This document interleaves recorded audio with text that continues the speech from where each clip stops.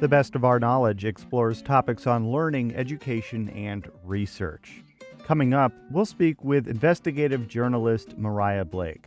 Blake recently published They Poisoned the World: Life and Death in the Age of Forever Chemicals.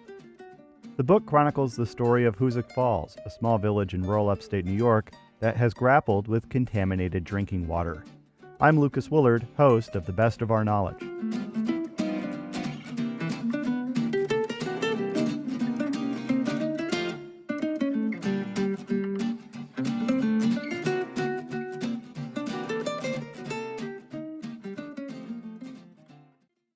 This is The Best of Our Knowledge. I'm Lucas Willard. Our guest today is investigative journalist Mariah Blake. Blake recently published They Poisoned the World: Life and Death in the Age of Forever Chemicals. The book chronicles the story of Hoosick Falls, a small village in rural upstate New York that for years grappled with water contaminated with so-called PFAS chemicals. But first, a little history lesson. In my own work as a journalist, I filed dozens of stories on the Hoosick Falls water crisis and the presence of PFAS chemicals, like PFOA and PFOS, in the Rensselaer County village and other places. The class of chemicals has been used in manufacturing and in products like firefighting foams. Since odorless, tasteless PFAS compounds were first detected by a village resident in Hoosick Falls in 2014, forever chemicals have been found in drinking water sources around the country. The chemicals are linked to several ill health effects, including cancer. Several of the characters in Blake's book are real people that I've covered in my own reporting. Ordinary individuals who took action to protect their community and fight for accountability. Not long after Blake's book was published this spring, chemical giant DuPont agreed to a $27 million settlement with the village ahead of a scheduled trial. DuPont's recent settlement follows a larger settlement the village reached in 2021 with other chemical companies, Saint-Gobain, 3M, and Honeywell, all of whom had a stake in the industrial history of the town. I spoke with Blake about her book, which draws parallels between Hoosick Falls and Parkersburg, West Virginia, a community in the shadow of a plastics factory formerly owned by DuPont. So back in 2015, a full decade ago, I wrote a story about Parkersburg, West Virginia, and this family of West Virginian farmers, these humble farmers who had sold DuPont some acreage for a landfill, and DuPont operated a Teflon plant nearby, and after they sold them the acreage for the landfill, these farmers' cows started dying off, and soon they were dying faster than the family could bury them. And the family eventually sued DuPont, and their case wound up exposing this incredible cover-up involving the chemical PFOA, which is a type of forever chemical. And so I wrote a long magazine story about the Parkersburg, West Virginia situation, and it left me with a lot of questions. The primary question being, how was this allowed to happen? Because this chemical PFOA and other similar chemicals, at that point, industry knew that they were in the blood of people all around the world. They knew they were highly toxic. They knew that they were contaminating ecosystems in the remotest parts of the world. But until these farmers filed their case, regulators didn't know that this entire class of chemicals existed. So we're talking about a class of 9,000 chemicals. The public didn't know that these chemicals existed, and even academic scientists didn't know that they existed. So my question was, how was this small group of companies allowed to pollute the entire planet with this class of chemicals without the world even knowing that they existed? So after I published that story, I decided I wanted to write an investigative book that it was basically an investigative history of the chemical industry told through this class of chemicals, PFAS, and this one company, DuPont. And I thought that the human story would be Parkersburg, West Virginia. So the residents of Parkersburg, West Virginia, and their unlikely victories in their legal battle against DuPont. At the time, there was only really a handful of communities anywhere that were known to have drinking water contaminated with these substances. But shortly after I got contract in 2016 and started researching, stories about Hoosick Falls started cropping up in the media. And the thing that really grabbed my attention about the Hoosick Falls situation is that the contamination had only come to light because a resident had tested his own drinking water after losing his father to kidney cancer. And this is a story that will be familiar to your listeners. But I traveled to Hoosick Falls to meet that individual, Michael Hickey, who is also probably well known to your listeners. And he wasn't what I expected at all. And I know you've probably met him, so you know this, but he's an unassuming insurance underwriter with a fear of public speaking. He'd never really taken any interest in environmental issues or politics for that matter. The first time I met him, he told me that he got his news from ESPN. And yet he and this local doctor, Marcus Martinez, were spearheading a fight against several multinational corporations and government agencies to get their community clean drinking water. And there were other people who, by that time, were beginning to be drawn into the battle. A high school music teacher named Rob Allen, whose daughter had extraordinarily high levels of PFOA in her blood. And, he would eventually run for mayor and become a very effective public servant. A young mother named Emily Marpe, who had put everything she had into a dream home for her family, only to learn that her private well was heavily contaminated.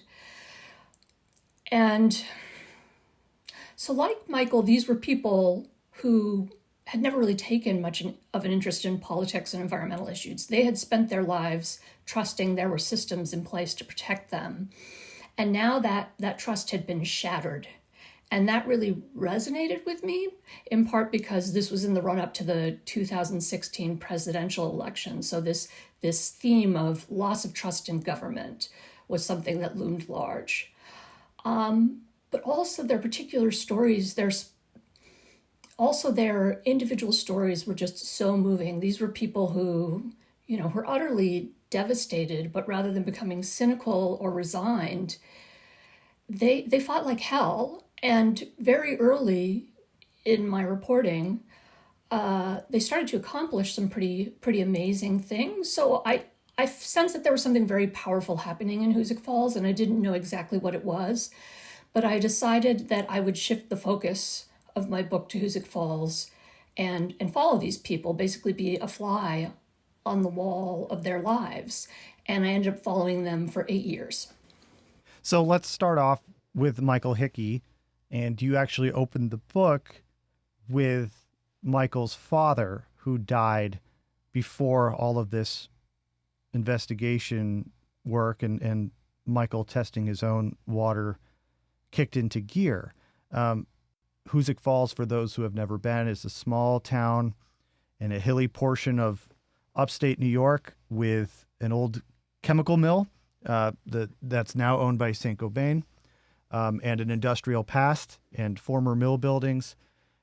So can you tell me a little bit about maybe Ursel Hickey and the Hoosick Falls that he grew up in, and why you wanted to open the book with Ursel's illness?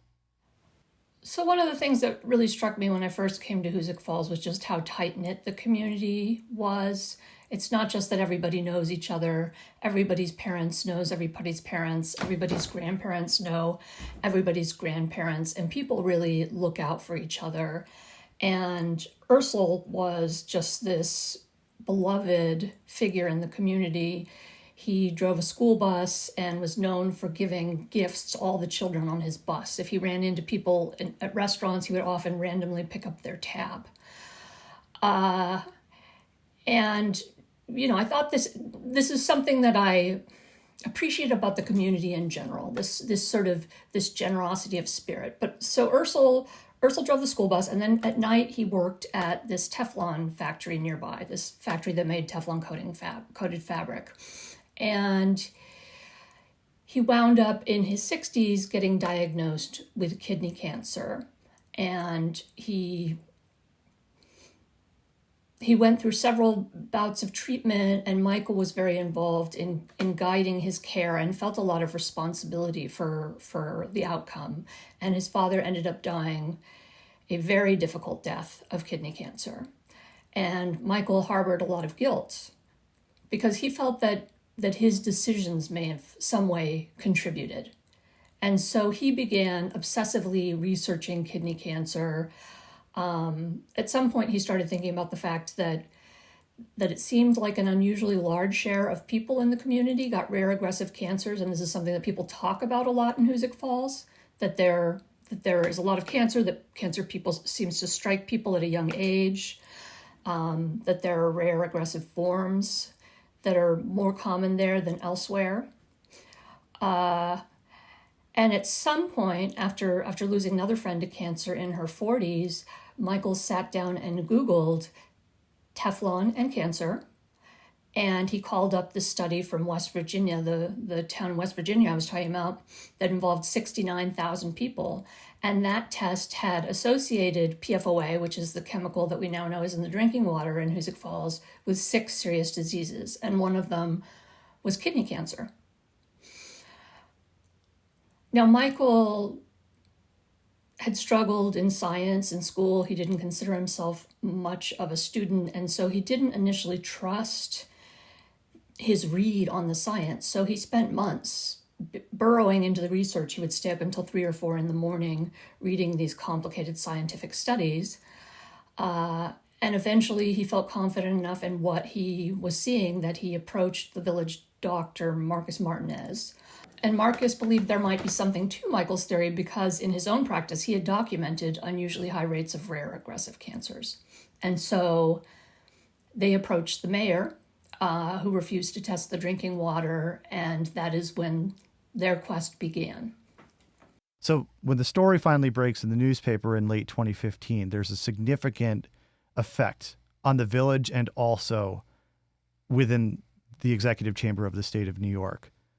Yes. What can you tell me about what happened after this story was broken by the Times-Union in late 2015?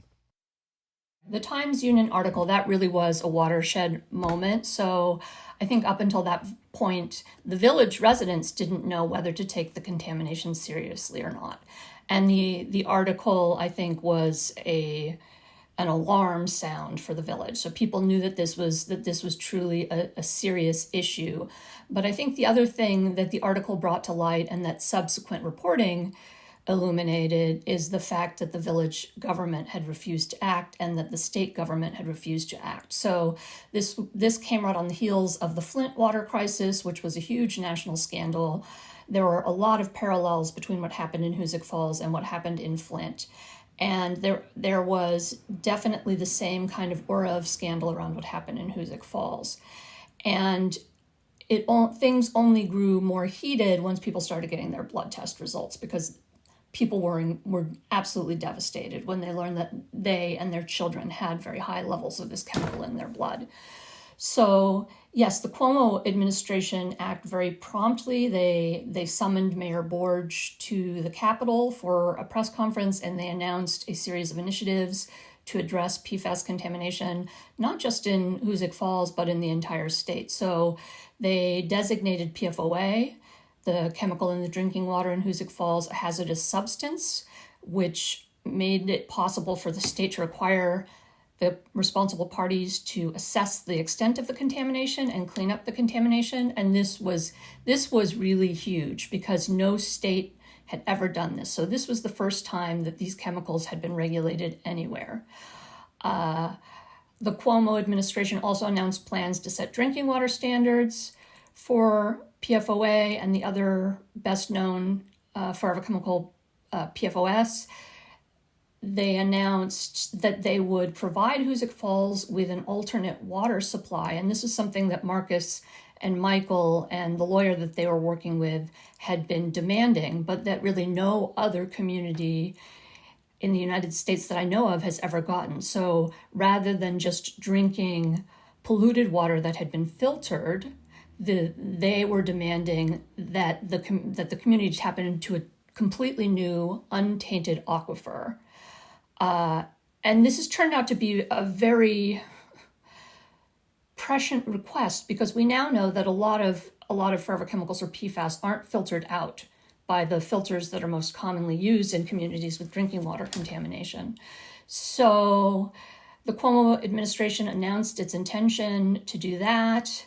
And it also began systematically testing drinking water supplies across the state for these chemicals so that other communities wouldn't wind up in the situation that Hoosick Falls was in. And this was really a major step forward, but it also turned the Hoosick Falls story into a bigger national story, because once PFOA had been designated a hazardous substance and one of the sites in Hoosick Falls had been named a Superfund site, the story really blew up. And when that happened, it took a heavy toll on the community. So banks stopped giving out mortgages. People were not able to buy or sell homes. There was a heavy economic toll on the community. So it was a step in the right direction in terms of actually dealing with contamination, but it had some serious fallout for the village, at least in the short term.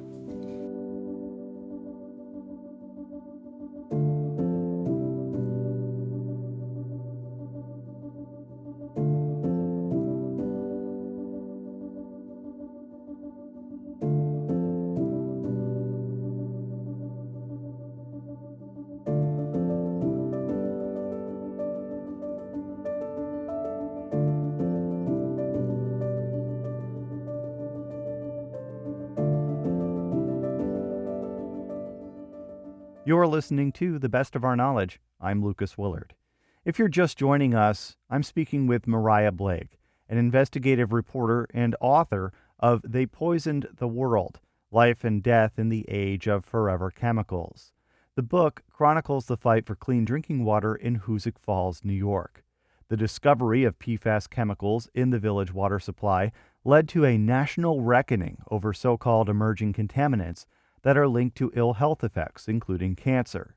The decade-long fight for clean water was also a topic that I covered as a reporter for WAMC. And now back to the interview. At the same time that the Hoosick Falls water contamination story was getting out there, there was a contamination that was discovered in wells in Petersburg, and then right across the border in Bennington, Vermont as well. And you also point out in your book that it wasn't until around this time in Parkersburg, West Virginia in late 2015 that the battles in West Virginia started to get more notice about at this time. So it happens to be that I wrote one of the first stories in August of 2015. There were two major stories that appeared in August of 2015.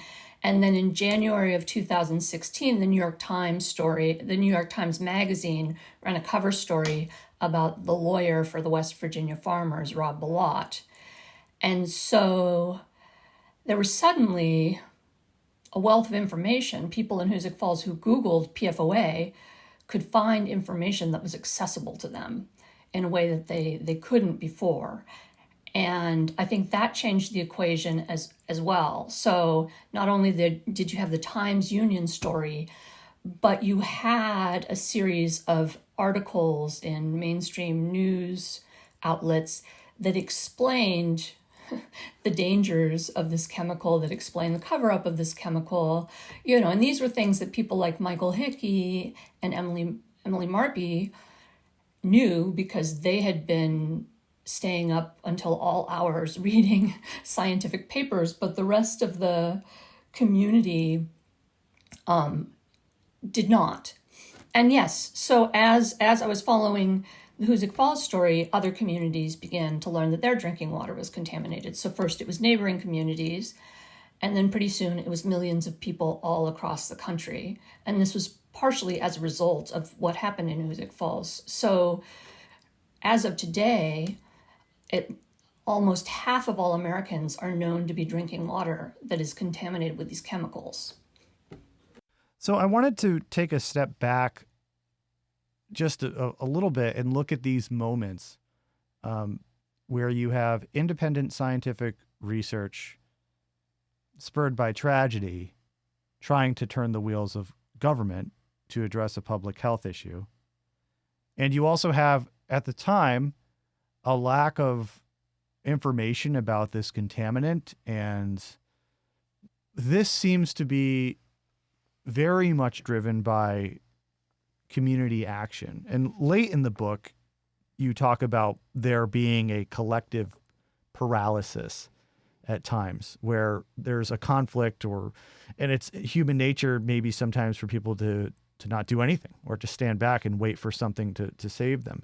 But what can you tell me about the power of this community coming together because of the efforts of the few to inform the many? It seems like, an almost impossible task to look back on it. It almost seems miraculous that they were able to pull it off and get the information out there with something that's so to so many people was so unknown.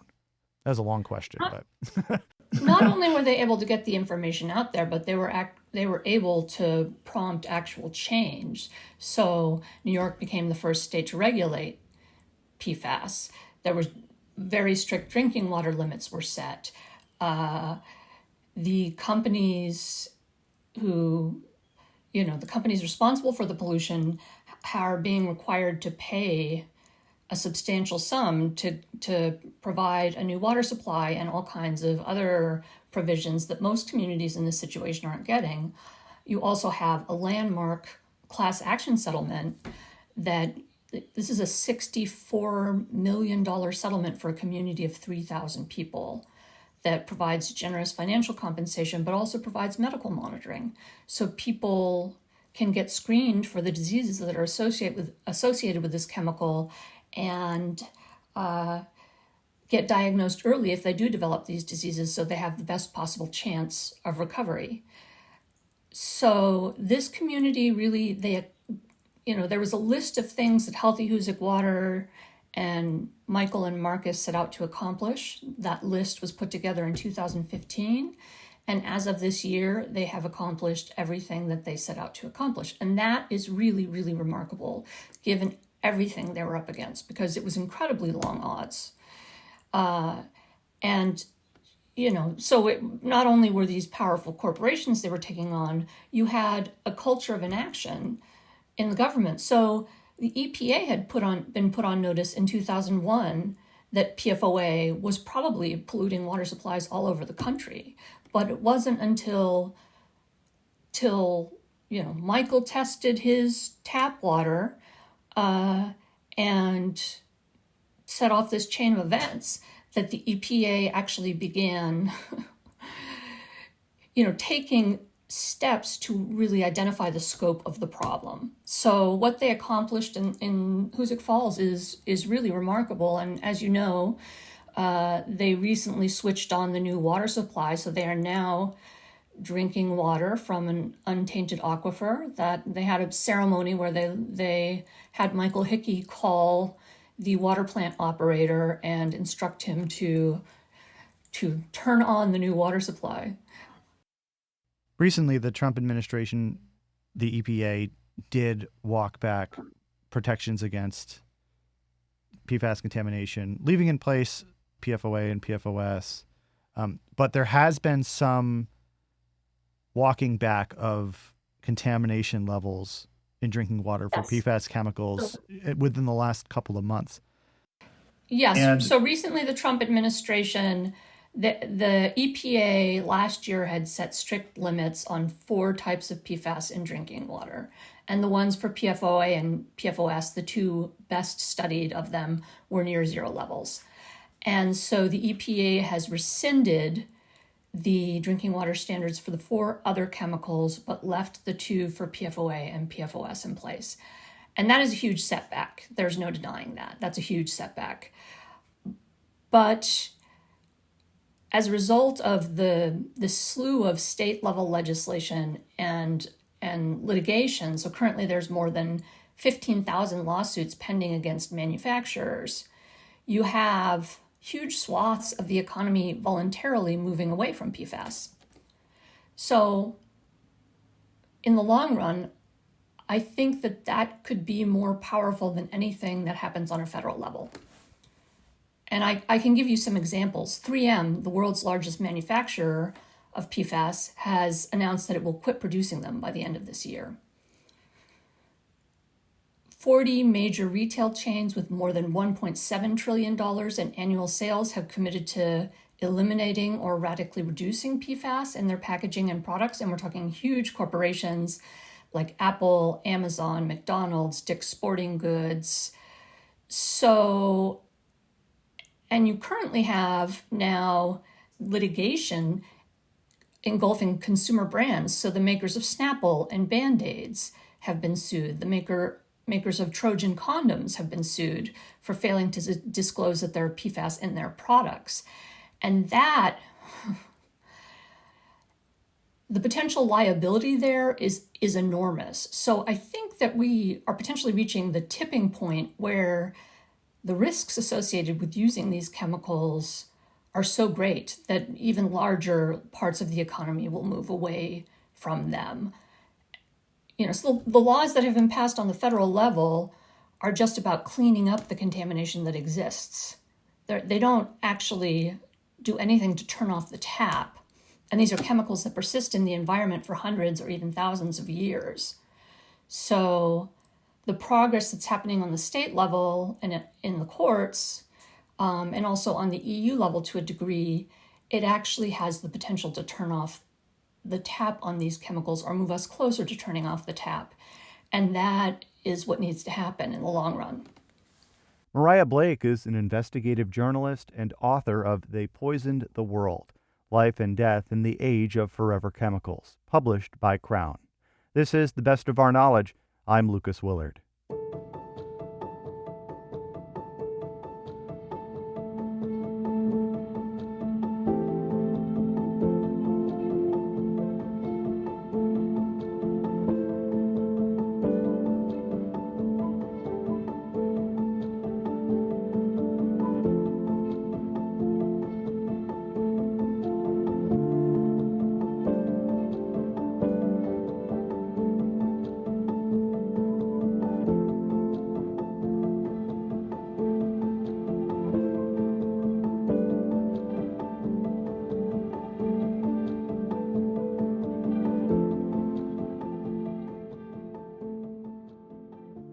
If you'd like to tell The Best of Our Knowledge what you think, send us an email at knowledge@wamc.org.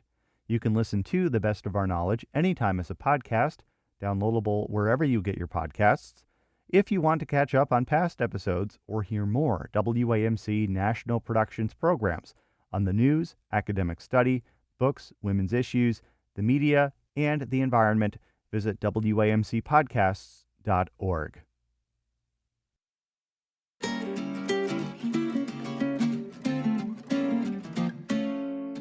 This has been The Best of Our Knowledge, episode 1815. The Best of Our Knowledge is a national production of WAMC Northeast Public Radio.